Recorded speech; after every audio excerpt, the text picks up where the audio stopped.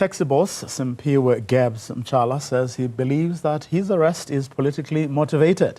Mtshala was released from custody today after handing himself over to the police this morning. An arrest warrant was reportedly issued for him, although reasons for his arrest were still unclear. This led to protests by taxi operators today. And for more on the story, Mtshala joins me live. A very good afternoon to you, sir. Thanks very much for your time. On what basis do you believe that your arrest was politically motivated? The reason why I strongly believe that my arrest is politically motivated is that I think today it was my 6th time that I'm arrested. And it's like now I'm being arrested almost every now and again. Once they don't find something that they are looking for, they try to find something else. And then if on that one it does not stick, they go back and try to find something else. As a result, there was an attempt by my legal team to say to them, this thing of arrest, release, arrest, release, arrest, release, or arrest, withdrawal doesn't work. They must bring all the files or whatever that they have against me so that we can talk about it or be arrested once and then all the charges be listed against me so that we deal with this thing once and for all. But they failed to do that. And to stress even more is that today we had an appointment where I was supposed to hand myself over to them at the police station, the local police station. I went there with the support of the taxi industry and the community members and the business association, Buffalo City Business Association members. And the people that were supposed to arrest me, they did not show up. And all of them were not contactable telephonically. They did not answer their phones. The legal team tried to phone them. The local head of the station, East London station, also tried. They did not show up. They did not pick up their phones. The area commander also did try. I think the name of Colonel Wright or Brigadier Wright tried to communicate with them because everyone wanted clarity as to what must be done now that I'm here. And they did not show up. So now it's unclear whether the charges are still there or the warrant of arrest is still there. We don't know what their intentions are because there's no communication whatsoever. Basically, that is why I'm convinced that there is a political motivation. Let's say then, I mean, someone who just listened to you says, you do have a point.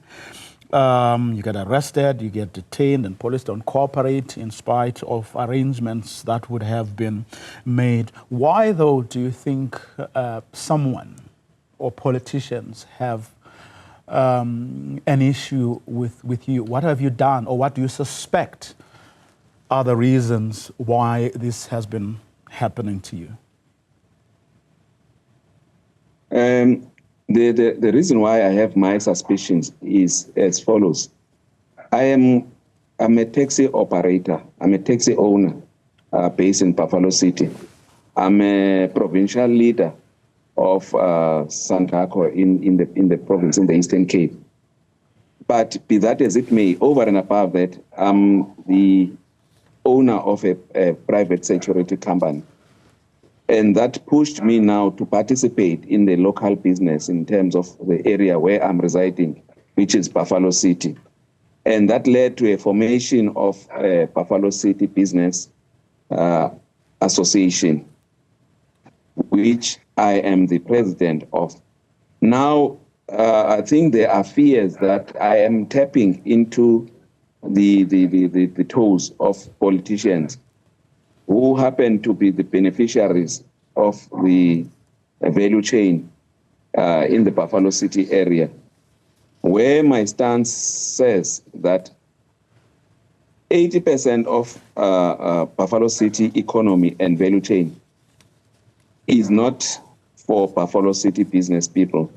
And 20% of the value chain in the Buffalo City goes to the local business people and the Eastern Cape business people. And anything above and beyond that goes to companies that are coming outside the province of the Eastern Cape. And I think that now, somehow I tapped onto the wrong toes, because politically, in terms of the value chain, that's where politicians play a major role in that space. And remember, Buffalo City at the moment is the only metro in the Eastern Cape which is not under GNU. It is led and currently led by one political party, which is the majority. So basically, that is what it is. Yes, I don't participate in the political space. I'm not a politician. I'm purely a business person. But the way that I'm being harassed makes me believe that there is something that I've tapped. And even be that as it may, with regard to Buffalo City Business Association, we don't force officials or politicians not to cooperate. All we need is only our rights and what is due to us, and that is what it is. So we don't stop projects. We don't do anything funny. We are not even construction mafia where we'll say this kind of a project won't continue if we don't get this and that and that. We don't have such demands. Anything and everything that we want is something that is due to us, and we prefer a negotiated settlement more than a violent approach.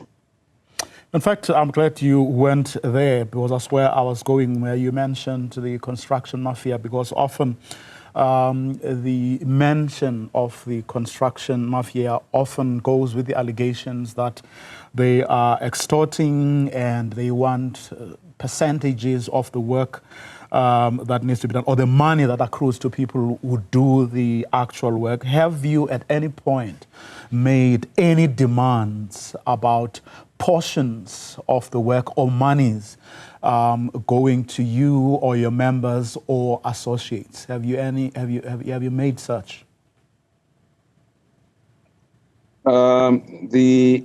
The answer is yes. The honest answer is yes.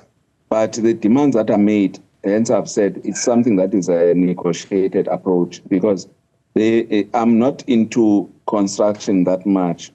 So I don't know too much about the terms and conditions of construction. However, I'm told that there are certain legalities in terms of percentages that should a contract value of whatever business that is going to be done exceeds a certain percentage or exceeds a certain amount, then the service provider or the contractor or the main contractor must negotiate with the locals and see how they can benefit in terms of participating in the value chain of that particular process. And that is what we are doing. In the past, I'm told that such things were not happening and people were not given enough space to participate in that regard. So basically, that is what it is. We haven't had a situation where there's a standoff between the association and authorities.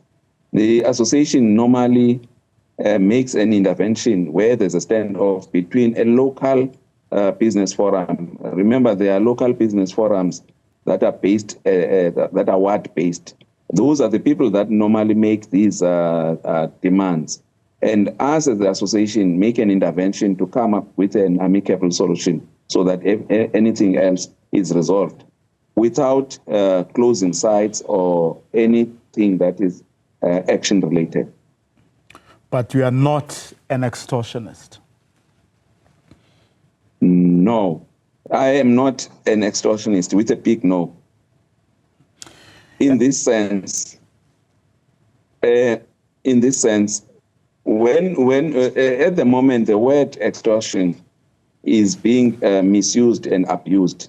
However, even if it's misused or abused, I don't feature in any form of extortion. I am the one in the Buffalo City area who is currently against extortion.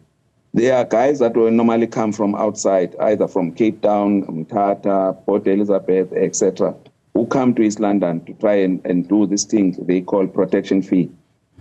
I personally spoke to them and stopped those kind of tendencies.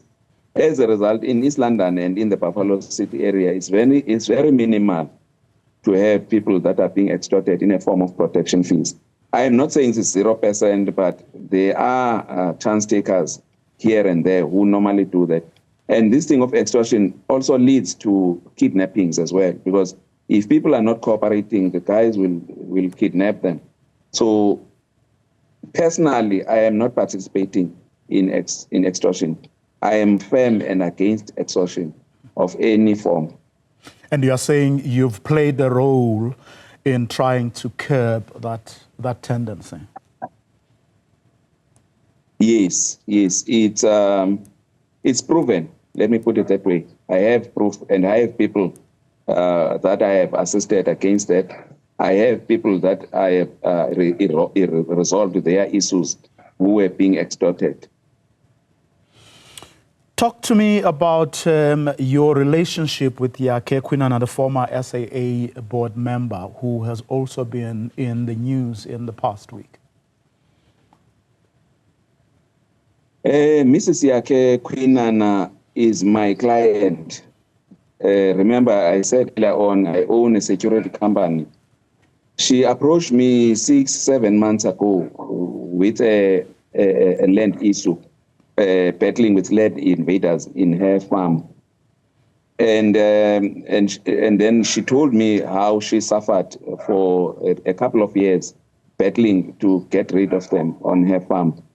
She did provide me with all the necessary documentation, like the eviction orders, the court orders, the invoices that she paid when she hired the sheriffs that continued serving those people on her land.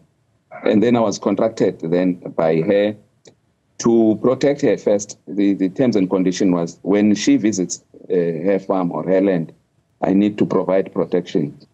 2, she fenced her land and then gave me a contract to make sure that I look after the land so that there are no further invaders that might come in and extend the occupation in terms of unoccupied space inside her land.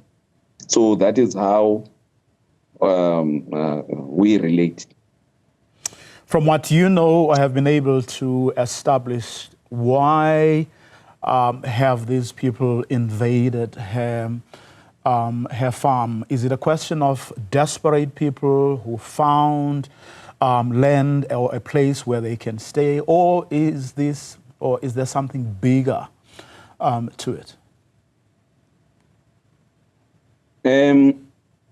This thing of land invasion, especially on her farm, started around COVID. Remember, during COVID, the movement of people was minimized. You could not move from one province to another. There was a stage like that. And because she could not visit her farm anymore, they used that the timing to occupy the land. Secondly, the people that started this thing are operating like a syndicate, an organized syndicate. There are not too many people that are doing that. There are very few, and they are known to police. They identify the land, break it down into plots, sell the plots to unsuspecting buyers with an amount ranging from 15,000 up until 100,000. Even currently, there are still people doing that. And once the land is fully occupied, they move to the next land. So that is the modus operandi of how they operate. To a certain extent, amongst these people that are occupying the land, you'll find government officials, you'll find politicians, you'll find members of SAPS. You'll find there are various forms and types of people, that prominent people, sometimes people that are influential, that are involved in this thing of land invasion. Mr. Mtshala, let me thank you very much for your time this afternoon.